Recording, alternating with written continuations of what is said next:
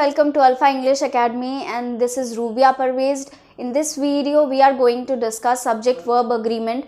ये English grammar का एक बहुत इंपॉर्टेंट चैप्टर है जिसे आपको बिल्कुल भी मिस नहीं करना है और इसके सारे ही रूल्स को बहुत माइन्यूटली और अच्छे से समझना है. So do not skip the video even for a minute. आप इस वीडियो को बिल्कुल भी स्किप करके ना देखें, पूरी वीडियो देखें ताकि आप हर एक रूल को बेहतर तरीके से समझ सकें. चलिए हम पहले समझते हैं कि सब्जेक्ट वर्ब अग्रीमेंट होता क्या है.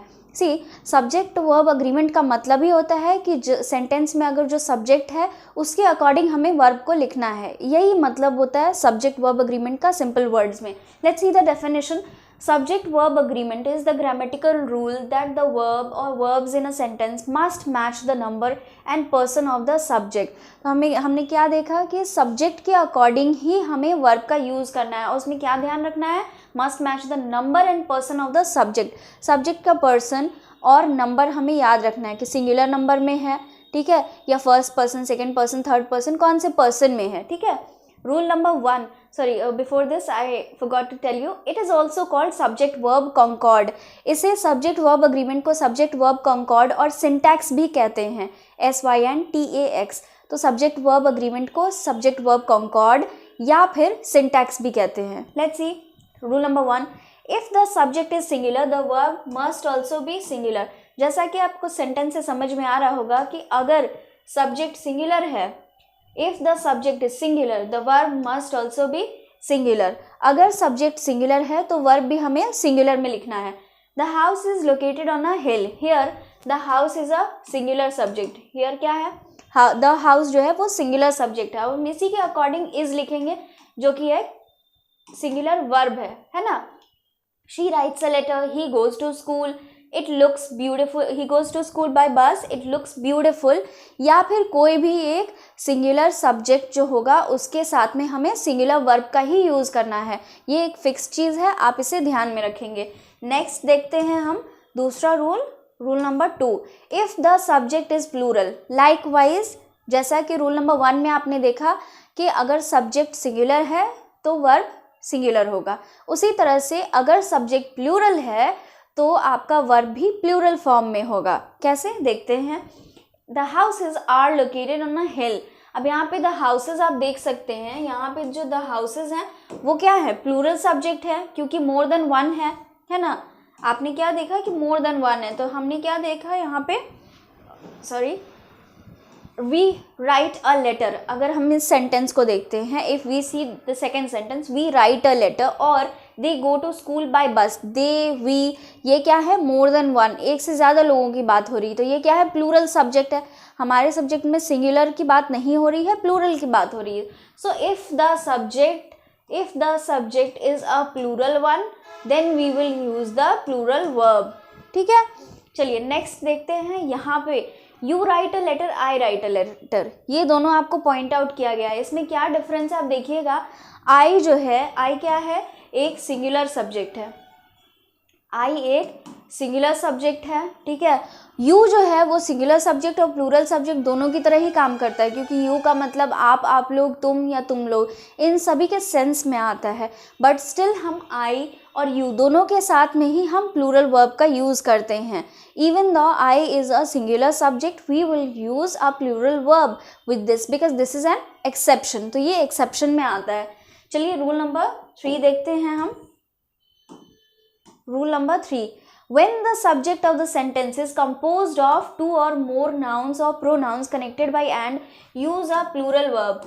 अब देखिए अगर किसी सब्जेक्ट में क्या हो रहा है, किसी सब्जेक्ट को कंपोज किया गया है 2 और 2 नाउन से, कंपोज्ड ऑफ 2 और मोर नाउन्स और प्रोनाउंस, 2 या 2 से ज़्यादा नाउन या प्रोनाउन रहेंगे अगर सेंटेंस में सब्जेक्ट की जगह पे, और वो किससे कनेक्टेड रहेंगे, एंड से, जो कि एक कंजंक्शन है. इससे अगर कनेक्टेड रहेंगे then will use a plural verb. तो फिर ऐसे केसेस में हम कौन सा वर्ब यूज़ करेंगे, प्लूरल वर्ब का यूज़ करेंगे. Let's see the examples. The relatives and the guests. अब ये क्या है, ये 2 से ज़्यादा नाउन हो रहे, the relatives and the guests.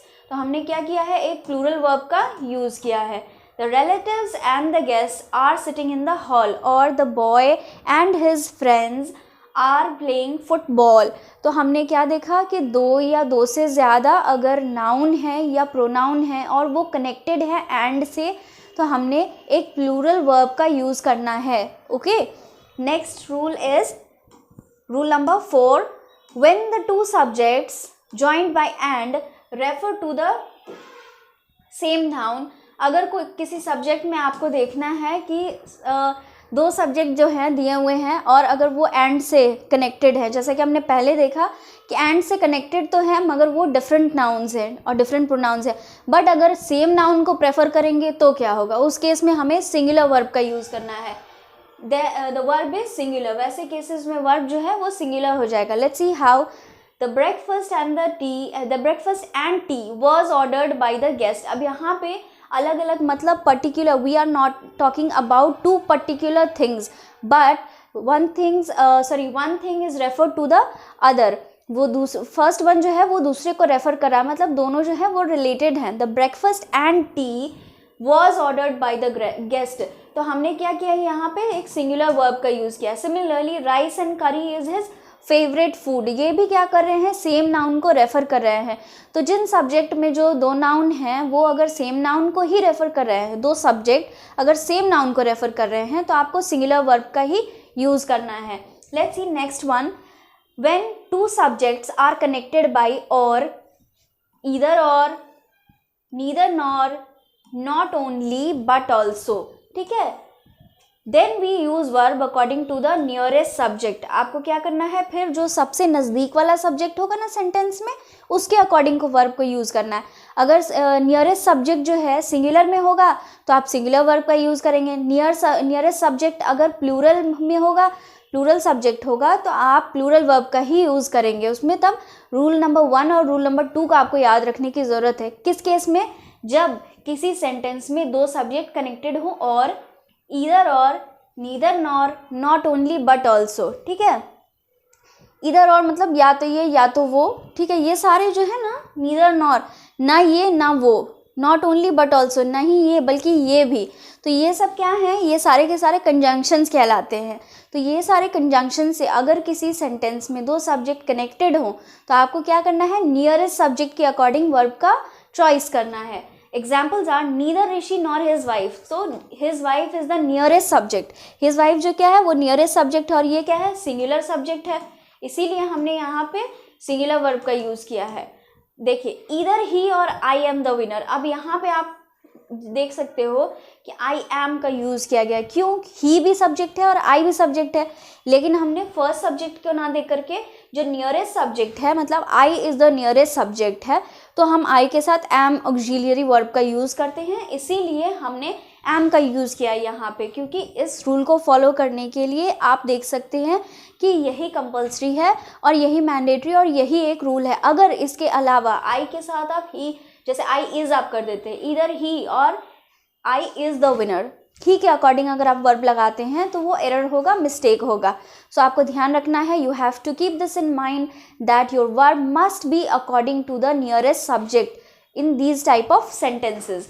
सी इधर आई और ही अगर रहे कि इधर आई और ही, तब आप उस केस में क्या करेंगे, इज़ करेंगे, क्योंकि he would be the nearest subject, then तब ही जो है वो नियरेस्ट सब्जेक्ट हो जाएगा, ठीक।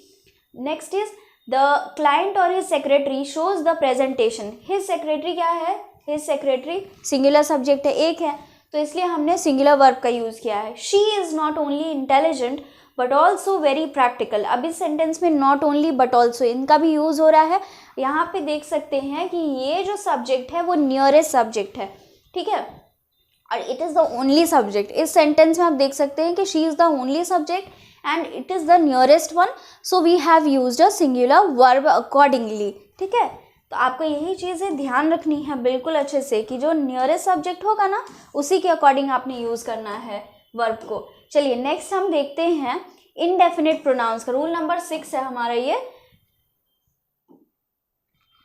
Indefinite pronouns, each one, every one, everybody. अब इसको ध्यान से देखिएगा, ये सारे each one, every one, everybody, anybody, anyone, nobody, no one, here is no one, somebody, someone should be used with singular verbs। अब क्या है कि इनको यूज़ करना है सिंगुलर वर्ब के साथ, क्योंकि ये सारे जो है ना रेफर करते हैं एक को।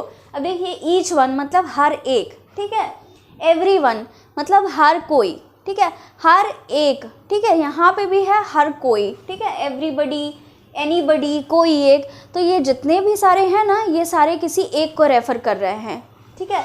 तो इन सब के साथ हमें क्या यूज़ करना है, हमेशा याद रखिएगा कि each one, everybody, nobody, somebody, someone, ठीक है। तो इन सभी के साथ हमें सिंगुलर वर्ब का ही यूज़ करना है। For example somebody is knocking at the door, ठीक है, somebody is knocking at the door, no one is coming to your party।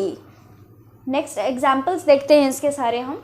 nobody knows the correct answer, अब यहाँ पे है हमारा nobody दिया हुआ है ऑलरेडी, जो हमने सेंटेंस में देखा रूल्स के अकॉर्डिंग।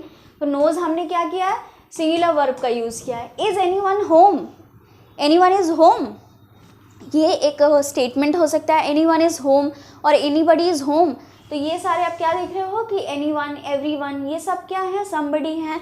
तो इन सब में हमने सिंगुलर वर्ब का ही यूज़ देखा है। तो आप इसको लिस्ट को याद रख लीजिएगा, you have to remember these list, okay.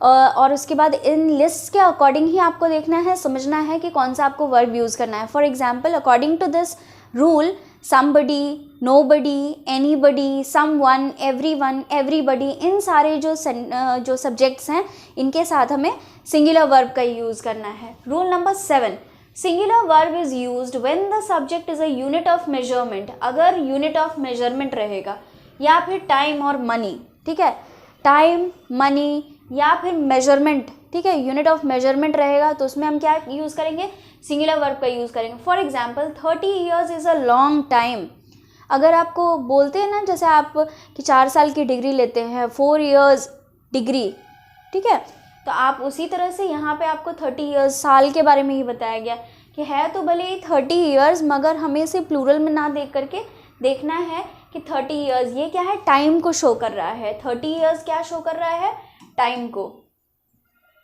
और इसीलिए हमने क्या किया है, सिंगुलर वर्ब का यूज़ किया है। 30 years is a long time, 30 साल एक लंबा समय है। तो 30 ईयर्स क्या कर रहा है, टाइम को रेफर कर रहा है, it is denoting the time, that is why we have used a singular verb with this. Next is 2 miles is not a long distance. अब 2 माइल्स क्या है, डिस्टेंस है, माइल्स क्या है, मेजरमेंट है ना, unit of measurement.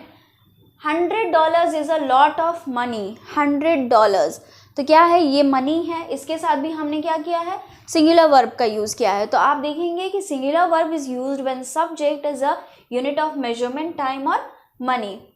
Let's see rule number 8, if each, every और no comes before the subject, अगर किसी सब्जेक्ट में, ध्यान दीजिएगा, किसी सब्जेक्ट में इफ़ ईच, एवरी और no comes before the subject the verb is singular, अगर किसी सब्जेक्ट में पहले में क्या आ जाएगा, ये सारी लिस्ट है, ईच, एवरी और नो, ये 3 अगर आ जाएंगे तो आपका वर्ब जो है वो सिंगुलर में होगा। कैसे, no fighting is allowed, no fighting is allowed in classroom, okay. Sometimes your teacher must have told you this, अगर आपको ये टीचर आपकी कभी कभार ये कह सकती हैं या कहा होगा शायद उन्होंने, तो नो फाइटिंग इज अलाउड, ऐसे में हमने क्या देखा है कि नो का यूज़ हुआ है। या फिर every child has the right to education, अब यहाँ पे हैज़, इज़ और यहाँ पे भी ईच ऑफ यू, मतलब नो, एवरी और ईच, इन तीनों से आप सेंटेंस बने हुए यहाँ पे देख सकते हो जिनके साथ में सिंगुलर सब्जेक्ट का ही यूज़ हुआ है। तो आप देखिएगा कि अगर किसी सेंटेंस में सब्जेक्ट से पहले नो, ईच और एवरी आ रहा हो तो उसमें आपको सिंगुलर वर्ब का यूज़ करना है, ठीक है।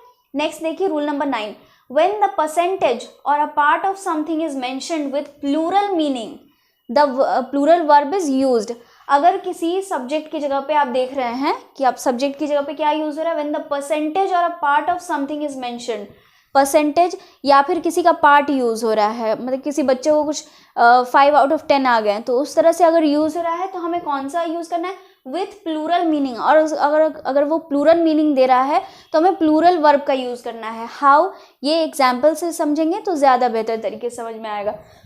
For example 40 of every 100 children are malnourished, मतलब हर 100 में से 40 बच्चे जो हैं वो मैल नरिश्ड होते हैं, ठीक है, मतलब सही तरह से उन्हें खाना पीना नहीं मिलता है, ठीक है। 40 of every 100 children are malnourished. अब ये क्या है, पार्ट ऑफ समथिंग दिखा रहा है कि मतलब 100 में से जो 40 का पार्ट है, 40 का पार्ट है, वो पार्ट दिखा रहा है। उसी तरह से अगर परसेंटेज का होगा तो आप क्या करेंगे, प्लूरल वर्ब का यूज़ करेंगे। यहाँ पे देख रहे हैं आप, प्लूरल का वर्ब का यूज़ किया गया है। तो इस केस को आप याद रखिएगा, रूल नंबर 9 को। अगर आप परसेंटेज या फिर किसी में से पार्ट आप देख रहे हैं, पार्ट ऑफ समथिंग, तो आपको क्या करना है, प्लूरल वर्ब का यूज़ करना है। Next is rule number 10, collective nouns such as a team, group.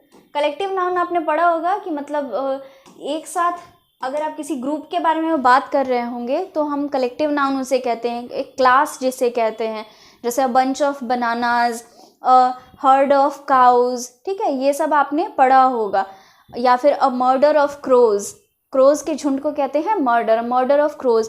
तो आप देख सकते हैं कि जो भी जितने भी कलेक्टिव नाउन होते हैं, ऐसे तो कलेक्टिव का मतलब है सामूहिक, मतलब समूह, है ना। तो एक से ज़्यादा चीज़ों की बात हो रही, मगर वो एक किसको डिनोट करते हैं, एक होल क्लास को डिनोट करते हैं। कलेक्टिव किसको, कलेक्टिव नाउन डिनोट करता है एक होल क्लास को, ठीक है। Such as a team, group, crowd, herd, etc. often take a singular verb since they are considered as a single unit। इसको आपको ध्यान में रखना है कि कलेक्टिव नाउन जो है वो सिंगल यूनिट के तौर पे माने जाते हैं, सिंगल यूनिट के तरह से उन्हें ट्रीट किया जाता है, इसीलिए वो सिंगुलर वर्ब का ही यूज़ करेंगे। क्योंकि हमने रूल नंबर 1 में पढ़ा है कि अगर सब्जेक्ट सिंगुलर है तो वर्ब भी सिंगुलर होगा, बहुत आसान है। उसी तरह से हम देखेंगे कि कलेक्टिव नाउन जो है, जब हम उसे सिंगुलर में ट्रीट कर रहे हैं तो obviously the verb would be in singular, verb जो है उसका सिंगुलर में होगा। How, their family is very conservative. अब यहाँ पे फैमिली है, फैमिली तो में तो एक से ज़्यादा लोग होंगे, है ना, ज़्यादा लोगों की बात हो रही है, मगर हम क्या कर रहे हैं कि ये एक होल क्लास है जिसे हम ट्रीट कर रहे हैं सिंगल यूनिट में। अब देखो कलेक्टिव नाउन में क्या होता है, एक जो होल क्लास होती है उसे एक सिंगल यूनिट की तरह ट्रीट किया जाता है, इसीलिए हम सिंगुलर वर्ब का यूज़ करते हैं। किस वर्ब का यूज़ करते हैं, सिंगुलर वर्ब का यूज़ करते हैं। Your team is going to win the match, तुम्हारी टीम जीतने वाली है। अब टीम में ज़्यादा से ज़्यादा बहुत सारे लोग हो सकते हैं, ऑब्वियसली होते हैं, एक टीम में 4 लोग हो सकते हैं, 10 लोग हो सकते हैं, 15 लोग हो सकते हैं, तो नंबर ऑफ प्लेयर्स, है ना, टीम में कुछ भी हो सकता है, मगर क्या कर रहा है कि वो एक होल क्लास को, मतलब एक टीम को वो डिनोट कर रहा है, इसीलिए हमने सिंगुलर वर्ब का यूज़ करना है। The crowd was gathered in the field, the crowd were gathered in the field, wrong, the crowd was, क्योंकि क्राउड जो है मतलब लोगों, एक मास को डिनोट कर रहा है, मतलब लोगों की भीड़ को डिनोट कर रहा है, तो उसे भी हम एक होल क्लास की तरह ही यूज़ कर रहे हैं, सिंगल यूनिट की तरह हम ट्रीट करते हैं कलेक्टिव नाउन्स को, इसीलिए हमें सिंगुलर वर्ब का ही यूज़ करना है इनके साथ। नेक्स्ट देखिए रूल नंबर 11, इफ कनेक्टिव्स और ए पॉजिटिव्स। अब कनेक्टिव्स क्या है या ए पॉजिटिव्स क्या हैं, देखिए मतलब जोड़ने वाली ही चीज़ें हैं। Like along with, together with, अब एक को दूसरे से जोड़ने वाली चीज़, ठीक है, अगर कोई एक सब्जेक्ट है तो उसे दूसरे से जोड़ने वाली चीज़, हम उसी के बारे में बात कर रहे हैं, ठीक है। If connectives, a positives, like along with, together with, as well as, accompanied by, etc. या फिर with के साथ भी, ओके। इसके साथ ही हमें याद रखना है कि एक with भी होगा, simply with, along with, together with, as well as, accompanied by, etc. are used to combine two subjects। अगर 2 सब्जेक्ट्स को कंबाइन करने के लिए इन सारे वर्ड्स का यूज़ किया जा रहा है ना, तो क्या करेंगे, the verb agrees with the subject mentioned first. यहाँ पे हम नियरेस्ट में नहीं देखेंगे, बल्कि हमें क्या देखना है कि जो फर्स्ट में सब्जेक्ट है उसके अकॉर्डिंग ही हमें क्या करना है, वर्ब का यूज़ करना है। जो भी सब्जेक्ट फर्स्ट में आ रहा है उसके अकॉर्डिंग आपका वर्ब होगा। फॉर एग्जाम्पल, रिमझिम together with Sita and her brother. अब यहाँ पे आप टुगेदर विथ का यूज़ कर सकते हैं, देख सकते हैं, रिमझिम टुगेदर विथ सीता, मतलब रिमझिम सीता के साथ, ठीक है, एंड हर ब्रदर, सीता के साथ है, उसका भाई भी है। Was going on a trip, हमने यहाँ पे सिंगुलर का यूज़ किया, सिंगुलर वर्ब का, क्यों, क्योंकि ये रिमझिम जो है ये हमारा फर्स्ट सब्जेक्ट है, इसी को देखना है। रिमझिम जो है हमारा एफएस मतलब फर्स्ट सब्जेक्ट है, ठीक है, तो उसी के अकॉर्डिंग हमने वर्ब को रखना है, according to the first subject. I along with my friends am going for a walk, अब यहाँ पे आपने अलॉन्ग विद देखा है, मैं अपने दोस्तों के साथ, तो मैं जो है वो मेन सब्जेक्ट है, आपका फर्स्ट सब्जेक्ट है, उसी के अकॉर्डिंग आपको वर्ब रखना है। सिंस आई के साथ एम का यूज होता है ऑक्सिलियरी वर्ब, तो आप एम को ही यूज करेंगे। Next is Jenny as well as Meenal and Sally was at the park. As well as का भी आप यूज देख रहे हैं कि जेनी है, किसके साथ है, जेनी, मीनल और सैली भी, मतलब जेनी है उसके साथ मीनल है और सैली भी है। तो हमने देखा कि एक से ज़्यादा लोग हैं, मगर इसमें किस चीज़ का यूज़ हो रहा है, अरे एज वेल एज का यूज़ हो रहा है। तो आप देख सकते हो, अच्छे से इसको याद रखना है कि with, along with, together with, as well as और अकम्पनीड बाई, इन सब चीज़ों से अगर जुड़ा हुआ है आपका सब्जेक्ट, तो आपको ध्यान रखना है कि जो पहला सब्जेक्ट आपका आ रहा है उसी के अकॉर्डिंग आपको वर्ब रख देना है। कैसे कि जेनी, जेनी सिंगुलर है ना, तो उसमें अगर हो जाएगा, इसमें क्या हो जाएगा, सिंगुलर है तो सिंगुलर सब्जेक्ट हो जाएगा, सिंपल है ना, सिंगुलर वर्ब है क्योंकि जेनी सिंगुलर सब्जेक्ट है। नोट करिएगा एक चीज़, जेनी, मीनल एंड सैली, ठीक है, जेनी, मीनल एंड सैली, यहाँ पे क्या है, ना ही विथ है, ना लॉन्ग विथ है, ना एज वेल एज है, ना टुगेदर विथ है और ना ही अकम्पनीड बाई है। ये सारी चीज़ें इसमें नहीं है, ये सिर्फ और सिर्फ एंड से कनेक्ट हो रहा है। 3 लोगों के बारे में बात हो रही है। वर एट द पार्क, क्योंकि यहाँ पे हम अलग अलग लोगों को ट्रीट कर रहे हैं, क्योंकि सब है यहाँ पे और एंड से कनेक्ट हो रहा है, इसलिए आपने क्या करना है, ये जो वर्ब है इसको आपने प्लूरल रखना है ऐसे केसेस में। तो ये डिफरेंस आपको बिल्कुल अच्छे से माइंड में होना चाहिए, so that you can point out what is right and what is wrong. Okay, तो ये लिस्ट आप बिल्कुल अच्छे से याद रखिएगा। Next is rule number 12, when any of, few, many, several, I hope इन सभी का आप मीनिंग जानते होंगे, मगर फिर भी मैं आपको बता दे रही हूँ कि when any of few, few मतलब थोड़ा, लेकिन हम क्या कर सकते हैं, few का मतलब few मतलब भी थोड़ा होता है, many मतलब कई सारे, several मतलब कुछ, both मतलब दोनों के लिए, कोई 2 चीज़ है उसके लिए यूज़ करते हैं, all मतलब सभी, some मतलब भी होता है कुछ, various बहुत सारे, है ना, is used with a countable noun, the verb is plural. अगर ये जो लिस्ट है, इस लिस्ट को आप बिल्कुल अच्छे से देख लें, few, many, several, both, all, some, various, ये सारे अगर काउंटेबल नाउन के साथ यूज़ हो रहे हैं, जो कि फ्यू तो काउंटेबल नाउन के साथ यूज़ होता ही होता है, द वर्ब इज प्लूरल। इस केस में क्या हो जाएगा कि आपको वर्ब प्लूरल में रखना है। For example, some man are needed for the work, आप देख सकते हैं यहाँ पे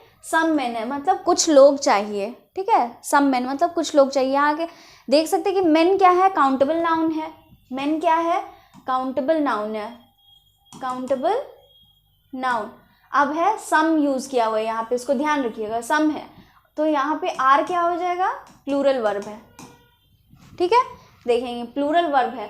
सेवरल क्वेश्चंस, अब इस सेंटेंस में क्या है, सेवरल का यूज़ हो रहा है, क्वेश्चन क्या है, वो भी काउंटेबल नाउन है, तो इसीलिए हमने क्या किया है, प्लूरल वर्ब का यूज देखा है। Similarly all questions, all, both, few, many, various, हमने सबका यूज देखा, देख सकते हैं यहाँ पे both, few, many, various, several, तो ये सारे क्या है, अगर इनका यूज हो रहा है काउंटेबल नाउन के पहले, जो कि काउंटेबल नाउन ये सारे हैं, उनके पहले में अगर यूज हो रहा है तो आपने प्लूरल वर्ब का ही यूज करना है, ठीक है। देख सकते हैं यहाँ पे, इसमें इस रूल को भी अच्छे से याद रखिएगा। रूल नंबर 13 है, countable nouns may take singular और प्लूरल वर्ब्स। अब देखिए, आपने इससे पहले जो पढ़ा उस लिस्ट को याद रखिएगा, तो उसके अकॉर्डिंग आप प्लूरल नाउन यूज़ करिए, प्लूरल वर्ब का यूज़ कीजिएगा। अब आप ध्यान में रखिए कि कुछ काउंटेबल नाउन जो होते हैं ना, वो सिंगुलर वर्ब का यूज़ करते हैं और कुछ जो है प्लूरल वर्ब का यूज़ करते हैं। How do they do it, let's see. Example, my friend is. अब देखो इस सेंटेंस में क्या है, जो सब्जेक्ट है आपका वो सिंगुलर जा रहा है, ठीक है। इसमें भी आपको क्या फॉलो करना है, if the subject is singular the verb is singular, if the subject is plural the verb is plural. इसको ध्यान में रखते हुए, रूल नंबर 1 और 2 को ध्यान में रखते हुए आपको ये बनाना है, तो बहुत अच्छे से इजीली बन जाएगा। बट यहाँ पे थोड़ा सा ध्यान भी देना है कि काउंटेबल है या अनकाउंटेबल है। सी, माई फ्रेंड, तो यहाँ पे क्या है, सिंगुलर सब्जेक्ट है, माई फ्रेंड जो क्या है, सिंगुलर सब्जेक्ट है, इसीलिए हमने जो वर्ब का यूज़ किया है वो सिंगुलर वर्ब का। अब यहाँ पे वही आ गया माई फ्रेंड्स, तो क्या हो जाएगा, प्लूरल सब्जेक्ट हो गया। फ्रेंड्स मतलब एक से ज़्यादा लोग हैं, प्लूरल सब्जेक्ट है, तो हमने क्या देखा है, प्लूरल वर्ब का use. My friends are singing at the competition tonight, when the subject is singular तो उसी के अकॉर्डिंग हमारा वर्ब क्या हो गया, सिंगुलर हो गया। उसी तरह से यहाँ पे प्लूरल सब्जेक्ट हो गया, यहाँ पे it's countable noun and the verb is plural. Then next is, देख सकते हैं इसी का पार्ट है, however uncountable nouns are considered singular and may take only singular verb.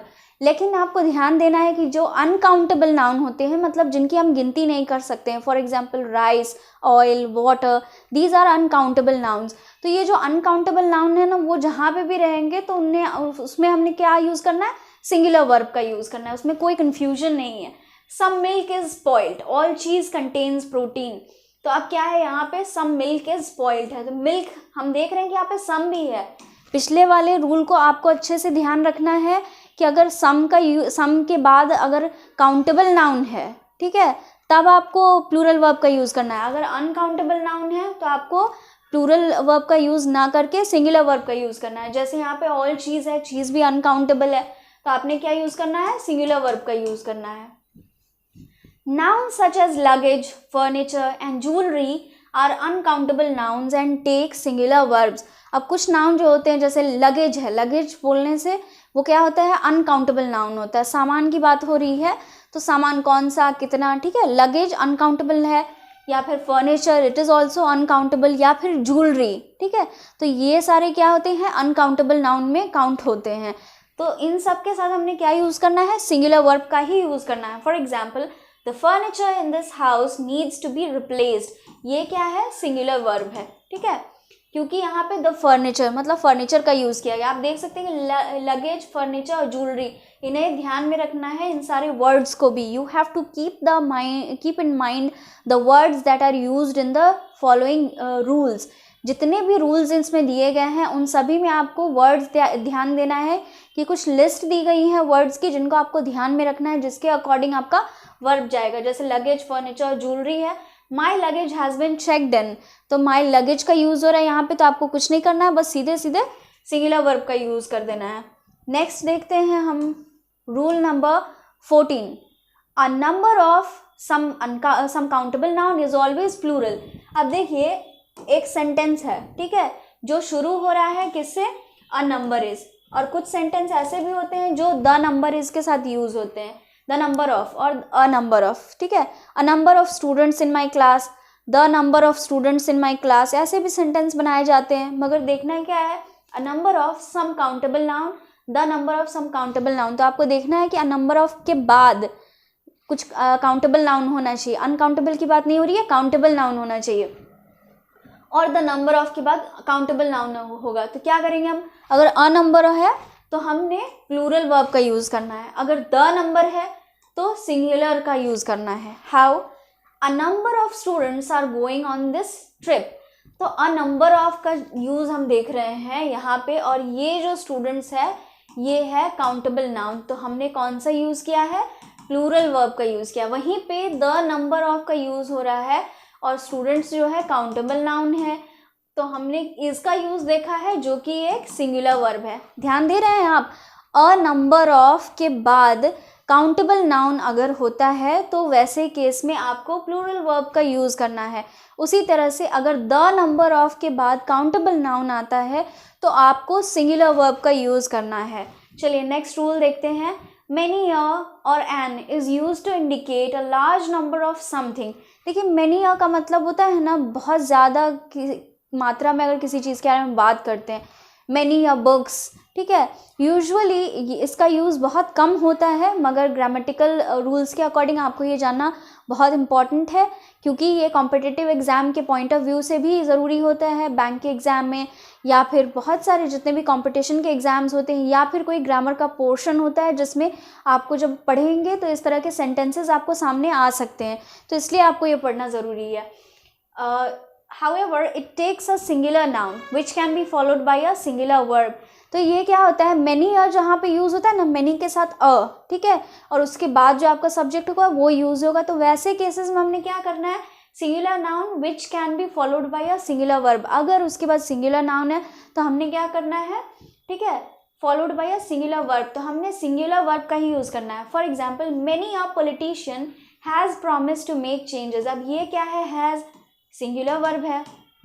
Many a man, यहाँ पे मैनी अ पॉलिटिशियन का मतलब क्या हो जाता है ना, मैनी अ पॉलिटिशियन का मतलब हो गया आपका ये, देखिए मैनी पॉलिटिशियंस, पॉलिटिशियंस कहने का मतलब है कि मैनी पॉलिटिशियंस, अगर वही हम मैनी अ की जगह, मैनी अ पॉलिटिशियन की जगह मैनी पॉलिटिशियंस, तब हो जाएगा have, many politicians have promise to make changes, क्योंकि वहाँ पे पॉलिटिशियंस हमने यूज़ किया है, वो प्लूरल में आपका सब्जेक्ट जा रहा है। बट अगर मैनी ऑफ पॉलिटिशियन है जो कि सेंस दे रहा है मैनी पॉलिटिशियंस का, तो हमने यहाँ पे क्या करना है, सिंगुलर वर्ब को यूज़ करना है। उसी तरह से many of man, many man नहीं, many of man has tried but few man have succeeded. तो अब क्या है, यहाँ पे मैनी ऑफ मैन है, एक है सिंगुलर नाउन को रेफर कर रहा है, तो हमने क्या करना है, सिंगुलर वर्ब का यूज़ करना है। इसका मीनिंग भी हो जाएगा मैनी मैन, इसी को रेफर कर रहा है। तो अगर हम मैनी या मैन की जगह पे मैनी मैन अगर लिखते हैं यहाँ पे मैनी मैन, तो ये हैज़ से हो जाएगा, let me show you, many man, तो ये क्या हो जाएगा, हैज़ से चेंज होकर के हैव हो जाएगा। ठीक है, many man have tried but few man have succeeded. तो इसी तरह से आपको चेंजेस ध्यान में रखने हैं कि कौन सा किसके साथ रहेगा। ठीक है, rule number 16, noun such as scissors, tweezers, ठीक है, ट्राउजर्स एंड शेयर्स। अब ये सब क्या है, ये भी आपको एक लिस्ट है जो आपको ध्यान में रखनी है कि सिजर्स है, ट्वीजर्स है, ट्राउजर्स है, शेयर्स है। शेयर्स का मतलब होता है कतरनी, कह सकते हैं उसको, कैंची, बड़ी सी कैंची रहती है जो यूजुअली पेड़ पौधे काटने के काम में आती है, शेयर्स का मतलब होता है। सीजर्स, ट्वीजर्स, ट्राउजर्स, शेयर्स, आप इन सब में देख सकते हैं कि जो लास्ट अल्फ़ाबेट है वो एस है, सो इससे कंफ्यूज नहीं होना है।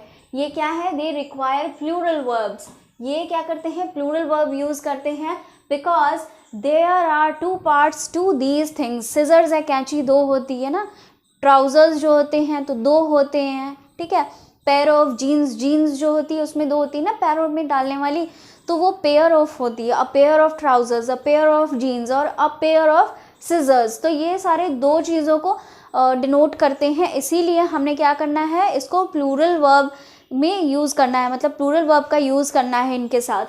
Since the examples are, these scissors are dull, those trousers are made of wool. तो यहाँ पे आपको दीज दोज से मतलब नहीं है, यहाँ पे फिलहाल सिजर्स से है, ट्राउजर्स से है और ट्वीजर्स से है। द ट्वीजर्स आर लॉस्ट, यहाँ पे भी आप देख सकते हैं कि ट्वीजर्स है, तो ये सारे एज प्लूरल ही ट्रीट होते हैं क्योंकि इनमें एक से ज़्यादा इनका पार्ट होता है। तो हमने जो भी वर्ब लेना है वो क्या रहेगा, प्लूरल वर्ब होगा। ठीक है, नेक्स्ट है rule number 17, in sentences beginning with there is और देयर आर। कुछ सेंटेंसेस देयर इज और देयर आर से शुरू होते हैं। ठीक है, the subject follows the verb, ऐसे केस में क्या होता है कि सब्जेक्ट जो है follows the verb, since there is not the subject the verb agrees with what follows. इसका मतलब क्या होता है, आप सेंटेंस के तौर पे देखेंगे पहले। ठीक है, देखिए, देयर आर मेनी क्वेश्चंस, ठीक है, देयर इज अ क्वेश्चन, यहाँ पे भी देयर है, यहाँ पे भी देयर है, दोनों ही जगह देयर है। एक जगह पे आर यूज़ कर रहे हैं, एक जगह पे इज यूज़ कर रहे हैं। क्यों यूज़ कर रहे हैं भाई, लेकिन हमें क्या करना है कि हमें देयर को नहीं देखना है। क्यों नहीं देखना है, क्योंकि देयर सब्जेक्ट नहीं है और हम क्या पढ़ रहे हैं, सब्जेक्ट वर्ब अग्रीमेंट। तो सेंटेंस बनाने के लिए सब्जेक्ट बहुत इंपॉर्टेंट है। तो हमने क्या देखना है कि यहाँ पे हम किस चीज़ के बारे में बात कर रहे हैं, देयर आर मेनी क्वेश्चंस।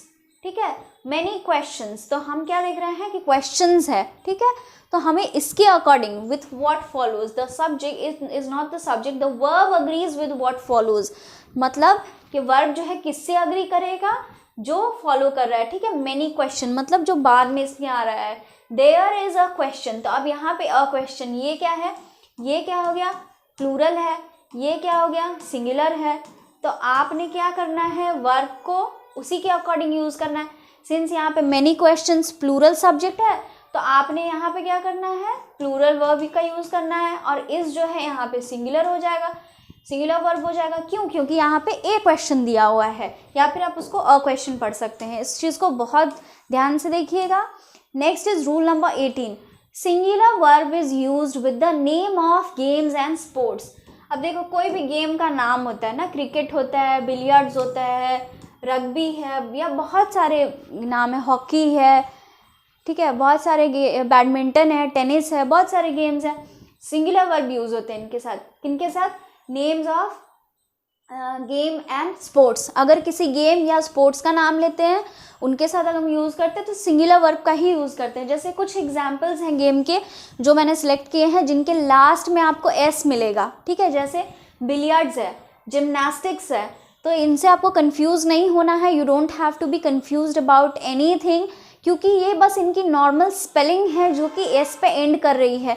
ये एस एडिशनल वर्ड नहीं है, इसे प्लूरल नहीं बना रहा है, कुछ ऐसा नहीं है इसमें, इसका बस नाम है। It's just a name of a game और a sport. That is why we have used a singular verb with this according to rule number 18। Now rule number 19, 2 + V1 and 2 + V1 is equal to plural verb. ये क्या है? अब मान लो किसी subject में, subject की जगह पे सेंटेंस में क्या दिया हुआ रहेगा? 2 + V1, मतलब वर्ब का फर्स्ट फॉर्म एंड से जुड़ा हुआ रहेगा और फिर से वही चीज़ रिपीट होगी। जैसे to swim and to walk, ये क्या है? V1 है। अब टू वॉक है, ये क्या है? V1 है। तो ये दोनों क्या हुए हैं? 2 है, दोनों के आगे लगा हुआ है और किससे कनेक्टेड है? एंड से कनेक्टेड है। तो हमने क्या किया है? प्लूरल वर्ब का यूज़ किया है। Good exercises, to swim and to walk are good exercise, और to preach and to execute are two different things. ये कुछ नहीं है। To preach and to execute are two different things, मतलब उपदेश देना और उसका पालन करना ये दो अलग अलग चीज़ें हैं। तो हमने क्या करा है? इसके साथ भी प्लूरल वर्ब का यूज़ किया है। क्यों? क्योंकि ये 2 + V1 एंड 2 + V1 को फॉलो कर रहे हैं, इसलिए हमें प्लूरल वर्ब का यूज़ करना है। Now rule number 20, always use a singular verb with the name of a country.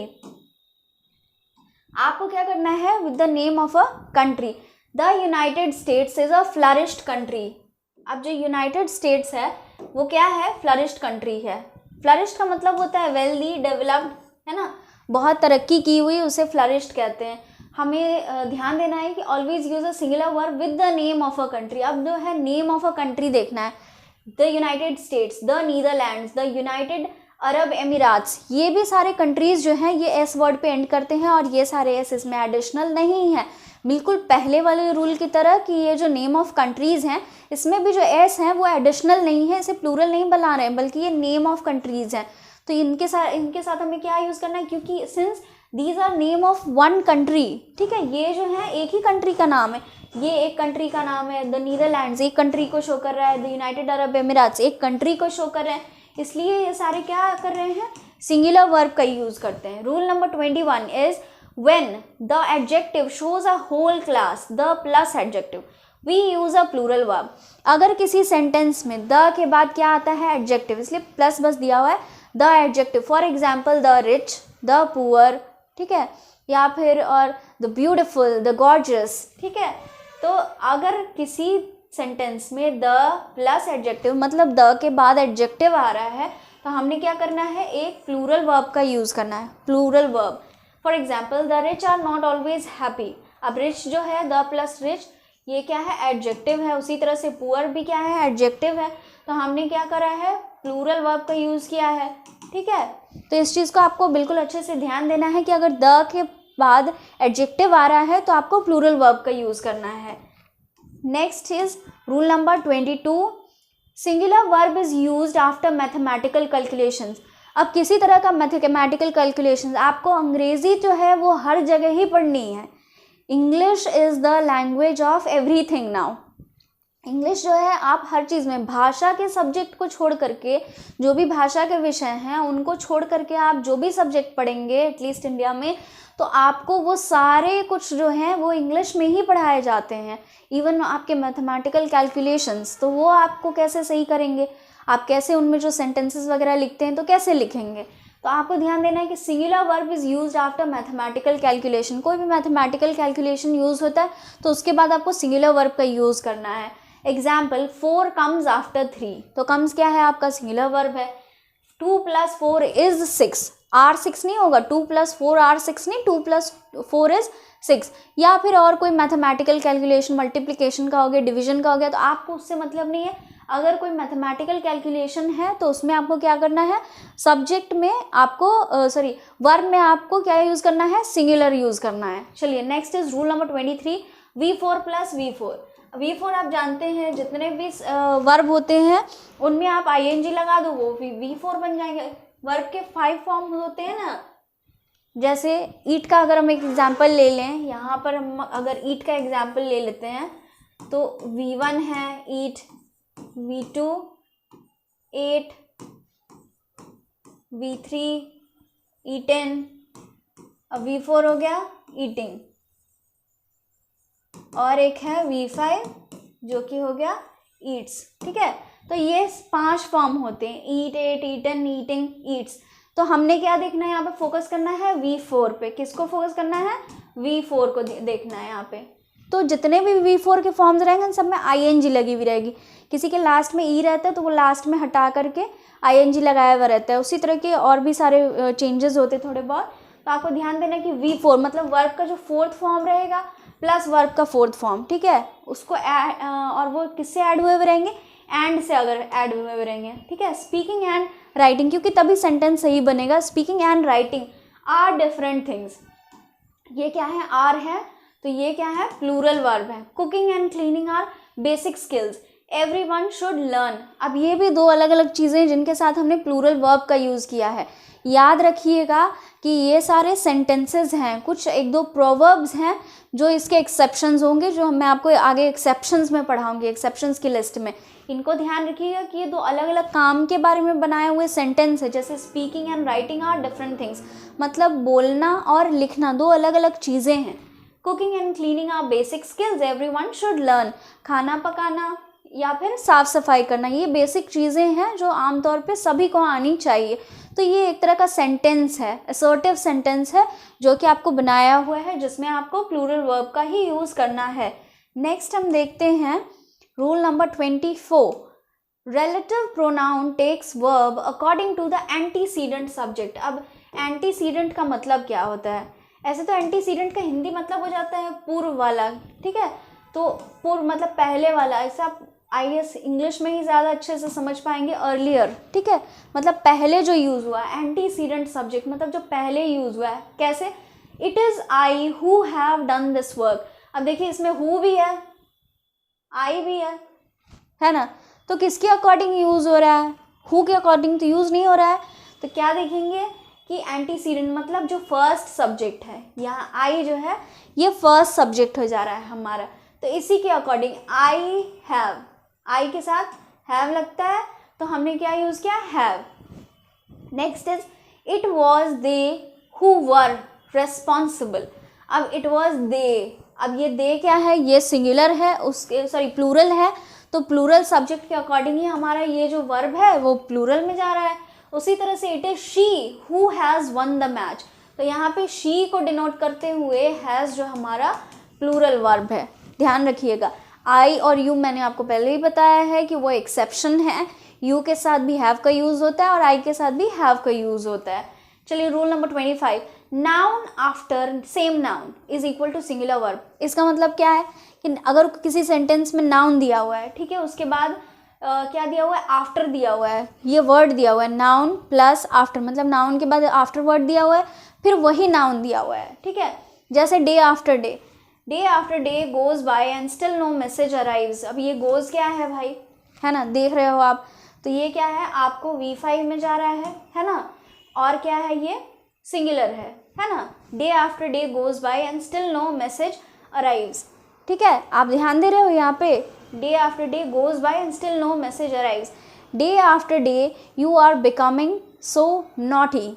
ठीक है, तो आप इस तरह के सेंटेंसेस जो भी रहेंगे उसमें आप सिंगुलर वर्ब का ही यूज़ करेंगे। चलिए नेक्स्ट हम देखते हैं एक्सेप्शंस। हमारे रूल्स सारे ख़त्म हो गए हैं, इसके अलावा जितने भी रूल्स बनेंगे ना वो सारे इन सभी में से तोड़ तोड़ के ही बनेंगे। अगर इन सारे रूल्स को आपने याद कर लिया है तो आपको फिर अलग से कुछ रूल्स बनाने की या पढ़ने की ज़रूरत नहीं है। जितने भी रूल्स हैं वो सारे इसी में हैं, तो आप इनको माइन्यूटली अगर दोबारा से समझेंगे तो आपको सेंटेंसेस में कोई प्रॉब्लम नहीं होने वाली है, इट्स माय गारंटी। सी देखिए, exceptions in subject verb agreement. अब देखिए इंग्लिश ग्रामर जब भी हम पढ़ते हैं तो उनमें बहुत सारे एक्सेप्शंस रहते हैं। जैसे अभी मैंने आपको रूल्स जब पढ़ा रही थी तो उसमें आप देख रहे थे कि यू और आई जो है वो एक्सेप्शंस हैं, उनके वर्ब जो है वैरी करते हैं। तो उसी तरह से थोड़े बहुत और क्या एक्सेप्शंस हैं उसे हम समझते हैं। नंबर 1 में आप देख सकते हो, उसी को मैंने लिखा हुआ है, आई वाला ही लिखा हुआ है सिर्फ, ठीक है। तो यू, आई के साथ साथ यू भी है ना। आई ईट, आई स्लीप, या फिर you eat, you go, you sleep, ठीक है। तो ये जो है, और हैज़ हैव में कोई कंफ्यूज होने की ज़रूरत नहीं है। आई के साथ हैव का यूज़ करेंगे, ठीक है, हैव का यूज़ करेंगे, और यू के साथ भी हमने हैव का यूज़ करना है। ऑल्दो आई जो है वो सिंगुलर सब्जेक्ट है, मगर इसके साथ हम हैज़ का यूज़ नहीं करेंगे बल्कि हैव का यूज़ करेंगे। नेक्स्ट देखिए number 2, breaking and entering is against the law. Breaking and entering is against the law. अब अभी तो आपने पढ़ाया था कि अगर V4 प्लस V4 रहेगा, V4 एंड V4 अगर वो रहेगा तो हमने क्या करना, प्लूरल वर्ब का यूज़ करना। अब अभी ये क्यों हो रहा है, ये इसलिए हो रहा है क्योंकि ब्रेकिंग एंड एंटरिंग का एक अलग मीनिंग हो जाता है। इसका मतलब हो जाता है तोड़ना, तोड़ के अंदर घुसना, इसका एक अलग मीनिंग हो जाता है, ठीक है। Breaking and entering is against the law, मतलब ये चोरी करने के सेंस में आ रहा है। ब्रेकिंग एंड एंटरिंग जो है ना, इसका मीनिंग हो जाता है, ब्रेकिंग एंड एंटरिंग का मीनिंग हो जाता है स्टीलिंग, सॉरी स्टीलिंग। तो ये स्टीलिंग के सेंस में आता है, चोरी करने के, बर्गलरी, लूट करने के सेंस में आता है ब्रेकिंग एंड एंटरिंग। इसीलिए ये मतलब breaking and entering is against the law, मतलब stealing is against the law, मतलब कानून के खिलाफ है। तो breaking and entering gives a single meaning here, that is why here single verb is used, इसीलिए यहाँ पे यूज है। The bed and breakfast was great. अब देखिए आपने कुछ राइस एंड करी, ठीक है, इस तरह का सेंटेंस पढ़ा था, तो उसमें आपने ये वाला रूल देखा था, तो उसी के अकॉर्डिंग ये वाला, the bed and breakfast was great. I hope इसमें आपको कोई कन्फ्यूजन नहीं होगा। आप जितने ज़्यादा सेंटेंस प्रैक्टिस करेंगे उतनी ज़्यादा अंडरस्टैंडिंग आपकी बढ़ेगी। नेक्स्ट देखिए पॉइंट नंबर 3 है $10 that is dollar bills was scattered on the floor. अब आपने पढ़ा था कि मतलब टाइम, मनी, ठीक है, या फिर मेजर, यूनिट ऑफ मेजरमेंट अगर कोई है तो उसके साथ हमने सिंगुलर वर्ब का ही यूज़ करना है, ठीक है। मगर अब यहाँ पे $10 है तो ये भी तो डॉलर है, इसके बाद वर्ब का यूज़ क्यों किया गया है, प्लूरल वर्ब है ये तो, स्कैटर्ड ऑन द फ्लोर। क्यों, क्योंकि यहाँ पे डॉलर बिल्स को डिनोट किया जा रहा है। $10 वर स्कैटर्ड ऑन द फ्लोर, वहाँ पे क्या है कि वहाँ पे डॉलर बिल्स की बात हो रही है, बिल मतलब नोटों की बात हो रही है यहाँ पे, इसीलिए यहाँ पे तो वो तो एक से ज़्यादा होंगे ना, तो वो क्या है, प्लूरल वर्ब हो जाए, ये प्लूरल का सेंस दे रहा है। $10 जो है वो प्लूरल सेंस दे रहे हैं, तो आपको सेंस पे भी ध्यान देना है, खासा फोकस करना है कि सब्जेक्ट का सेंस क्या है। सब्जेक्ट का सेंस अगर प्लूरल में है तो आपने प्लूरल वर्ब का ही यूज़ करना है। For example this sentence. Next is sentence number 4, in sentences that use a lot, some or all, the verbs should agree with the word after the word of। अब of के बाद आने वाला जो वर्ड है उसको ध्यान से देखेंगे कैसे। A lot of homework is difficult.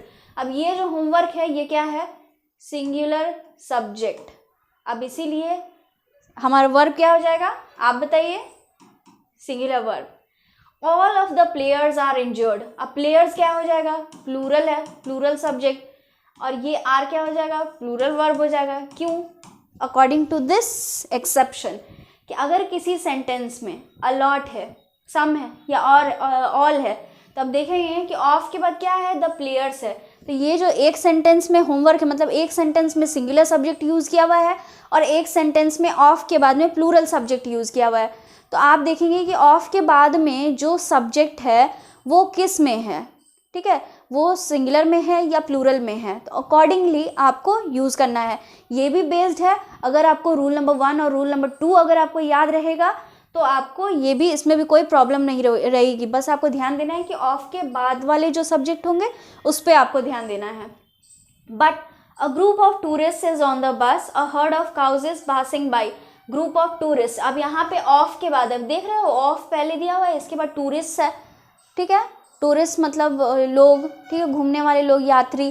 तो ये क्या है, ये भी तो प्लूरल है, नहीं, यहाँ पे हमने कुछ नहीं देखना है, ग्रुप देखना है, यहाँ पे हमने देखना है अ ग्रुप, वहाँ पे ये जो एक्सेप्शन है वो काम नहीं करेगा।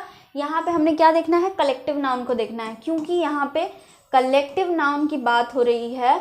कलेक्टिव नाउन जो कि सिंगुलर मीनिंग देते हैं, सिंगल यूनिट की तरह कंसिडर किए जाते हैं, सिंगल यूनिट की तरह कंसिडर किए जाते हैं, इसीलिए हमने इनके साथ क्या यूज़ करना है, इनके साथ हमने यूज़ करना है सिंगुलर वर्ब। ठीक है, आई होप आपको इसमें कुछ भी डाउट नहीं रह गया होगा और आपको हर एक रूल अच्छे से समझ में आ गया होगा। अगर किसी तरह की कोई कन्फ्यूजन होगी तो इस वीडियो को दोबारा देखें और बिना स्किप किए हुए देखें।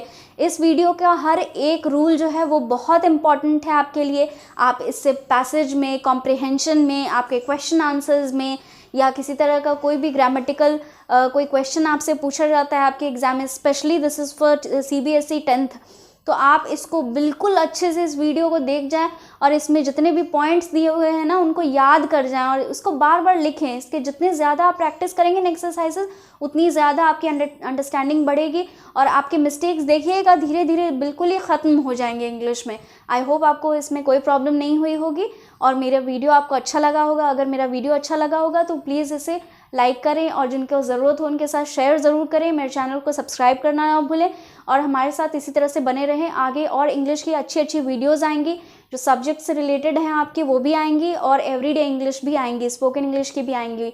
तो हमारे साथ बने रहिए and thank you for watching this video. Till then bye bye, take care.